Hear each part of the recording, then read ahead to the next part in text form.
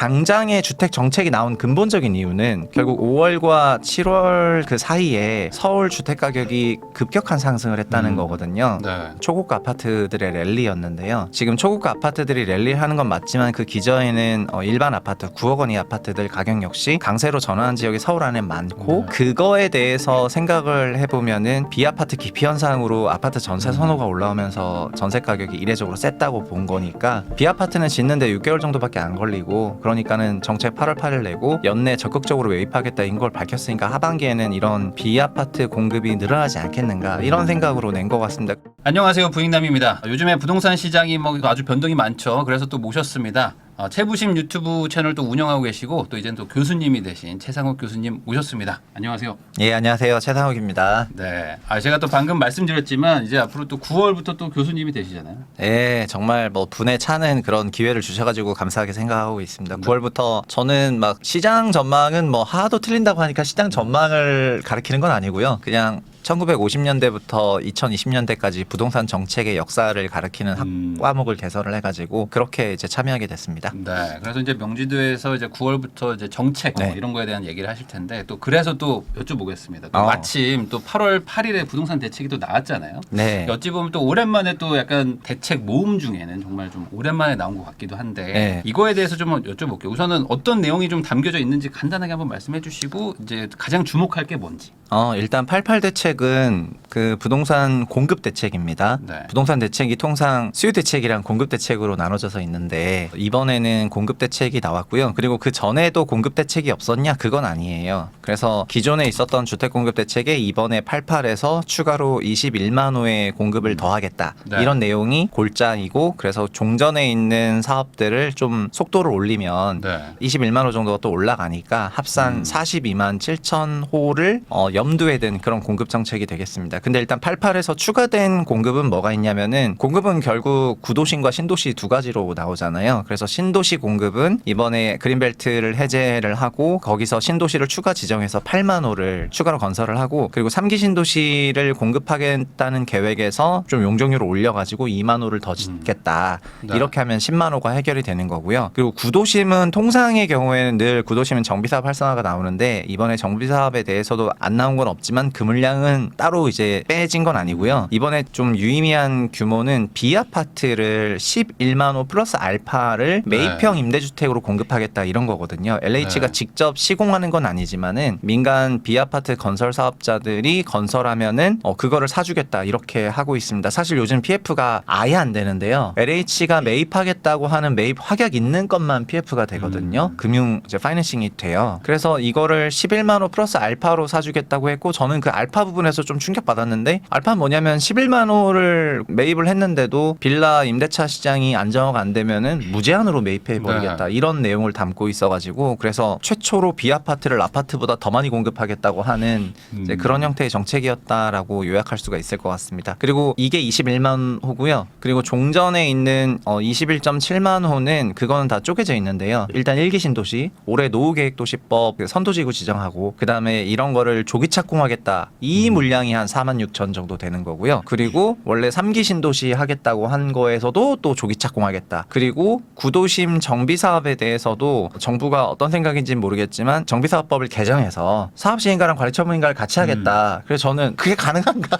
약간 이런 생각을 했는데 한 3년은 더 걸리는 걸 줄이겠다. 동시에. 아니 그러니까 두 개를 같이 하는 게 가능한가 네. 이런 생각이 좀 들어가지고 사실상 그러니까 그냥 관리처분인가랑 이제 사업시행가를 한 번에 할 거라면은 관리처분인가 하겠다는 건데 그런 법 개정을 내서 여기서도 이제 주택 수를 더 촉진시키고 이러면서 전체 21만 호 정도 되는 주택들은 현재 하고 있는 사업들을 좀 더 속도를 빨리 낼 수 있도록 해서 낸 거거든요. 그래서 어떻게 보면은 20만 호는 램프업이고 21만 호는 신규 건설이고 신규 건설 중에서는 이제 비아파트가 11만 호 플러스 알파, 아파트는 10만 호 이렇게 나눠져 있습니다. 네. 그러면은 결국에 이 공급 대책이라는 거는 공급을 하겠다는 거를 이제 표현한 건데 네. 실제로 되냐 안 되냐가 이제 핵심일 것 같아요. 예. 어찌됐든 우선 그린벨트 쪽부터 이제 먼저 여쭤보면은 예. 그린벨트는 뭐 당장 공급하겠다라는 개념은 아닌 거잖아요. 어찌 보면. 네, 이것도 시간이 이런 걸리잖아요. 그렇죠. 여기서 공급이라는 거는 이제 사람마다 받아들이는 기준이 조금 달라서 그런 건데요. 과거에도 공급이 뭘 공급으로 하느냐에 네. 대한 기준 항상 있었거든요. 결국 또 입주가 공급이잖아요. 근본적으로는. 현실적으로는. 네, 실제로는 이제 입주를 했을 때 공급이 되는데 입주량은 3년 전에 착공량이 거의 그대로 오기 때문에 우리가 공급 대책이라는 걸 낼 때 이때의 공급은 주로 공급 기반을 말하거든요. 네.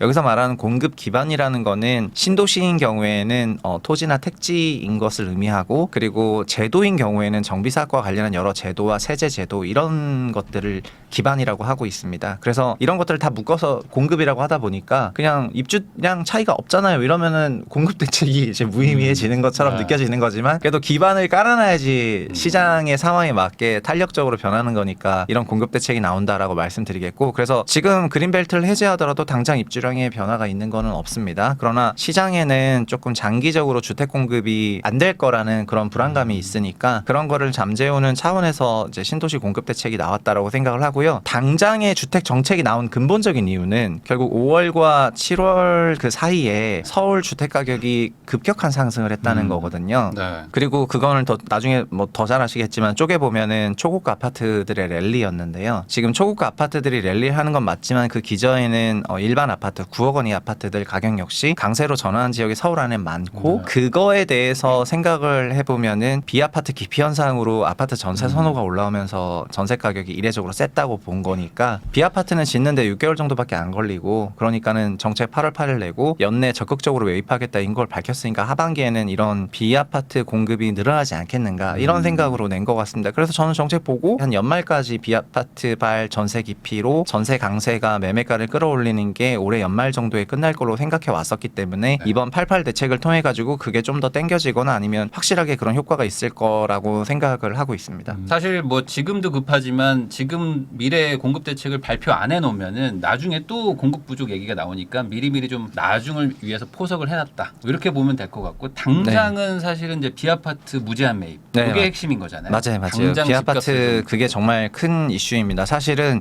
제가 부익남님 채널에도 나와서 네. 작년 상반기에 주택 전세 곱하기 멀티플 네. 그걸로 주택 가격 얘기할 때 전세 가격에다가 그냥 멀티플 곱하면 되고 멀티플은 뭐 비싼 동네일수록 더 높고 서울로 네. 갈수록 높고 지방 소도시로 갈수록 낮다 이러면서 그리고 멀티플 밴드도 있거든요. 서울 제일 높았을 때가 1.9배고 제일 낮았을 때가 1.4배니까 그냥 주식처럼 할 수는 없겠지만 싸다 비싸다 평가는 그렇게 하면 된다 이렇게 말씀드렸었는데 거기서 코어가 뭐냐면 임차료가 오르면 매매가가 올라요. 네. 그리고 22년, 24년 다 경험해 보시니까 아시겠지만 임차료가 내리면 매매가가 내리거든요. 그래서 임차료가 올라가는 것이 매매가 강세의 가장 큰 원인 중에 하나인데 그거에 대해서 보통의 경우에는 그냥 수급 밸런스가 어느 정도는 맞다 보니까 금리에 따라서 임차료가 왔다 갔다 했거든요. 전세는 금리가 내려가면 전세가 올라가고 금리가 올라가면 전세가가 내려왔는데 작년 4분기부터 올해 상반기 한 1년 정도의 데이터를 보면은 금리는 이미 다 내려갔는데 시장금리 다 내려갔는데 전세가가 주간으로 서울에서 막 0.2%씩 올랐거든요. 그거는 매크로적인 금리 쪽인 영향이 아니고 물론 이제 그 정도 올라간 거는 돈이 있으신 분들이 그런 초고가 전세를 살아서 그런 거겠지만은 전반적으로 전세 강세는 아파트 수급상에 그런 변화가 나타났다는 인식을 이제 갖게 된 것 같습니다. 정부도 그렇고 저도 그렇고. 그래서 5월부터 국토부 톤이 달라져서 그때부터 국토부 장관이나 주택토지실장 인터뷰들을 보면은 비아파트 기피 현상이 되게 심한 것 같다 이러면서 그게 9억 원 이하 일반 아파트들 전세를 밀어 올리는 느낌이다. 데이터들이 그렇게 보이는 것 같다 이런 얘기 나와가지고 그때부터 비아파트 대책을 냈는데요. 근데 비아파트 쪽에서 무려 서울의 비아파트가 전체 주택의 52%고 그게 가장 많은 도시니까 서울에 이게 유난히 세게 나오는 거거든요. 네. 경기도는 비아파트 비중이 30%대밖에 안 돼요. 다 아파트여가지고 그래서 경기도에서는 전세 강세가 그렇게 세게 나오고 있지는 않거든요. 그래서 이런 현상으로 인해 가지고 비아파트를 서울에 많이 공급해야 되겠다라는 생각을 하고 있던 차에 이제 관계업체 합동으로 그냥 내버리면서 무제한으로 사겠다 그러니까 저희가 무제한 봤던 거는 평생 2번밖에 없었는데 한 번은 14년 9일 대책 박근혜 정부 때 무제한으로 안 짓겠다 해가지고 신도시를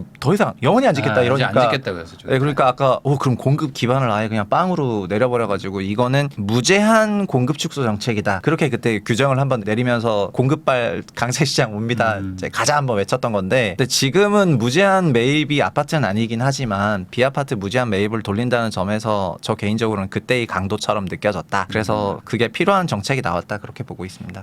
그러면 이걸 통해서 결국에 건설하는 뭐 시행사나 이런 데들이 이제 빌라를 좀 지을 것이고 네. 그러면은 어쨌든 원래는 분양이 안 될 것 같아서 못 했는데 예. 이제 지어서 LH가 사준다고 하니까 네, 그렇죠. 짓겠다. 그러면은 결국에 전세는 나오는 것이고. 네, 맞아요. 공공임대는 나오고요. 다만 민간 사업자들이 공공에게 매각을 할 때 이제 아주 높은 가격에 사가진 그건 안 않기 되잖아. 때문에 그래서 이것도 디테일하게 뜯어보면 문제는 많더라고요. 네. 정말 약간 짓는데 여기도 모럴이 존재해요. 그냥 뭐 공공이 다 사갈 거고 관리할 건데 뭐 왁구만 맞춰서 이제 공급한다 이런 이제 사업자적 마인드로 인터뷰를 하시는 분들도 많고 저한테도 이제 현장에서 그런 제보가 오면은 그런 빌라 퀄리티 문제가 많이 오거든요. 근데 이번 88 대책에는 그런 분들에게 전체 사업비의 90%를 1금융권에서 지원하겠다. 원래 네. 1금융에서 자금 대출 못 받고 있는데 사업비 전체의 90%를 1금융에서 하면은 뭐 자기 자본 진짜 없어도 되는데 그래서 저도 가만히 보다가 빌라라도 지어서 LH에 팔아야 되나? 약간 이런 생각이 저도 이 좀 정책을 보면은 좀 들 정도로 네. 그래가지고 돈을 빌려주고 네. 사줄게. 그럼 말 그대로 그러니까요. 그냥 알아서. 그냥 저는 그냥 바지 사장으로 그냥 소위 인허가만 받으면 된다는 네. 건데 그래가지고 그러니까 제가 이게 말이 되나? 영상을 생각이 그렇게 들어요. 찍고 나니까 네. 이런저런 연락들이 왔어요. 네. 그래가지고 매입 가격이 어떻게 되는지 알고 있냐? 그게 아주 합리적이진 않다 이러면서 네. 엄청나게 늘어나진 않을 거다 이런 얘기를 했었는데 제 지인 중에서 이제 매입 임대 사업을 하고 있었던 이제 건설회사 대표가 있었는데 네. 작년에 매입 임대 사업이 거의 평년의 반토막 이하로 내려가다 보니까 작년에 부도가 났습니다. 그 회사가. 네. 근데 올해 다시 이 프로그램을 대거 올린다고 하니까 이제 그 지인이 생각이 나면서 이제 이런 일을 하는 사람들이 어쨌든 이제 있다는 거고 그 물량이 적지 않다는 건데 1년에 한 8만 세대였는데 지금은 뭐 하반기에만 뭐 이제 11만 원 플러스 알파 하겠다고 하는 거고 공공 전체로 올해는 16만 원 레벨이고 플러스 알파거든요. 그러니까는 상당한 물량이다 그렇게 생각이 됩니다. 그러니까 요 계획대로라면은 돈도 은행에서 빌려주고 네. 90%니까 사실 네. 자기 이윤 빼고 그냥 원가 다 주는 거잖아요. 맞아요. 맞아요. 그러니까 예. 돈 없이도 지어라. 그리고 내가 다 게다가 사줄 거야. 네, 여기다가 3, 4년짜리 사업도 아니고 네. 빌라는 지어보시면 아시겠지만 6개월 6개월 정도밖에 안 되거든요. 그리고 뭐 지금 PF가 돌아가는 PF가 없어요. 이런 매입해주겠다는 매입 확약 PF나 네. 아니면 정비사업 PF 거의 요 두 개만 돌아가고 다른 PF 올스톱이거든요. 다 올해 말에 나올 예정이어가지고 그래서 아마 금융 쪽에서도 여기 달라붙을 수밖에 없지 않을까 이런 생각을 하고 있습니다. 그러면 요번에 뭐 대책에는 빠졌지만 그 이후로 지금 뭐 디딤돌 대출 뭐 금리 좀 올리고 뭐 이런 것들 나오면서 약간 네. 저가 쪽에서 이게 거래량이 막 늘어나면서 좀 가격을 좀 올린다 이런 것 때문에 한 건지 모르겠지만 네. 정책 자금을 약간 좀 규제했어요. 뭐 이런 것들은 뭐 어떻게 보세요? 그거는 이런 맥락에서 시작을 했습니다. 그러니까 지금 저도 시장을 아까 두 개로 좀 쪼개서 초고가 시장이랑 일반 아파트 중고가까지 시장이랑 완전히 좀 나눠졌다는 그런 느낌을 많이 받는데 일단 종합적으로 서울 주택 지수는 그냥 글로벌 자산 시장이랑 동조화가 많이 되어 있습니다. 그래서 올해 21년 7월에 나스닥 18,500 갔을 때 서울 7월 말 기준으로 신고가 랠리 쏟아졌고 8월부터 조정이 있으니까는 바로 곧바로 카톡방도 잠잠한 거 보면은 벌써 네. 보름 넘어가는 것 같은데 그런 경향이 없지 않고 21년 말에도 그때 나스닥 정고점이 한 16,800쯤 됐을 거거든요. 그때 서울 주택 지수가 184까지 올라갔고 이후에 140대까지 빠졌다가 지금 160대까지 왔으니까 회복은 했는데 160대까지 회복하는 거가 지금 24년 7월 정고점으로 회복하고 지금 다시 좀 조정받고 있는 것 같거든요. 그래서 동조화는 많이 된 것 같고 이게 자금 조달 계획서로 나오는 것 같습니다. 근데 이 말씀 드리면서 시작을 한 이유가 초고가 아파트가 지수를 끌고 가는 랠리를 하는 건 맞는데 그 밑에도 촘촘하거든요. 그 촘촘한 거가 어디서부터 시작이 되냐면은 결국은 6억 원 이하 아파트들에서부터 시작이 되는 거고 이거는 비아파트 기피발 전세 강세 매매 강세로 해석을 한다면은 그런 주택들을 처분하고 더 높은 주택 가격으로 이제 이사를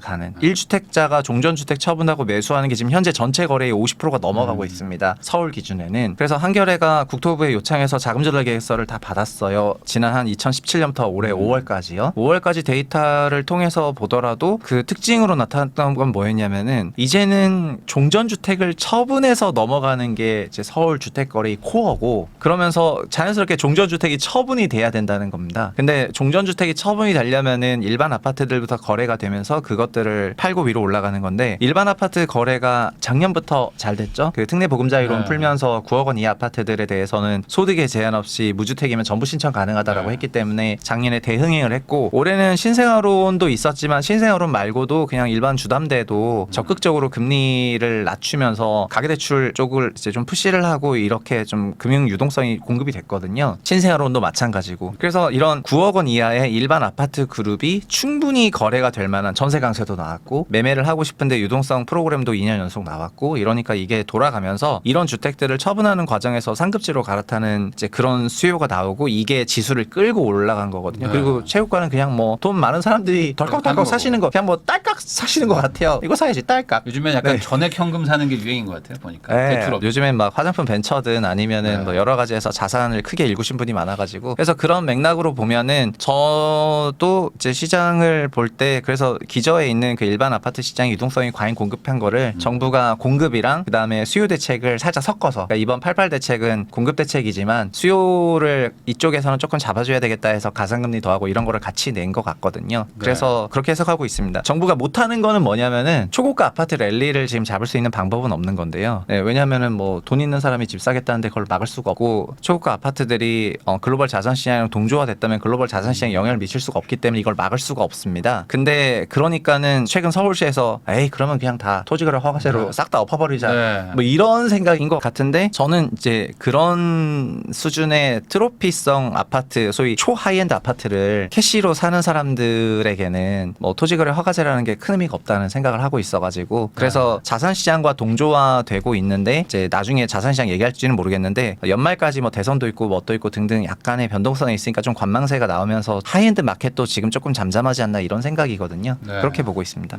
그러면은 뭐 아까 말씀하신 거에서 이어서 그럼 마지막으로 그 토허제 지금 약간 겁을 주는 느낌으로 말을 하긴 했어요. 이걸 네. 무조건 하겠다 이런 건 아니지만 어쨌든 이렇게 계속 올라가면 내가 막 토허제 다 해버린다. 그러니까 이런 식의 어떤 경고성 멘트긴 했는데 실제로 이제 뭐 강남 3구나 용산 같은 데를 막 전역을 토허제로 막 묶어버린다. 이러면 네. 이게 뭐 좋은 정책이라고 보세요? 아니면 어떤 뭐 부작용이 있다고? 아니 저는 이제 토어제 안 해야 된다고 생각을 해요. 그냥 종전 과거의 토지거래 허가제 토어제는 어느 정도 정책 효과가 있었다라고도 할 수가 있을 것 같습니다. 처음 지정을 했을 때는. 근데 21년 이후에 그 자금 조달 계획서를 이제 보면서 제가 느낀 거는 그냥 결국 1주택자 갈아타는 과정에서 중고가 12억, 15억, 20억 이런 금액들을 이제 때리면서 가더라고요. 서울의 고가 아파트를 구매하시는 분들이. 그리고 부합산 고소득인 경우에 종전주택을 처분했기 때문에 이게 21년 9월 달에 당시 천준호 의원실에서 20년 3월부터 21년 9월까지 약 1년 6개월 동안 코로나 랠리 때죠. 코로나 랠리 때 있었던 서울의 전체 20만 호의 주택 매매 거래에 자금 조달 계획서를 보도자료로 낸 바 있고 저도 그거를 그 보좌관을 통해 가지고 받아서 같이 이제 그걸 한 적이 있는데 그때 느꼈던 게 뭐냐면은 0주택에서 1주택으로 서울 고가로 가는 사람이 이제 거의 없어졌어요.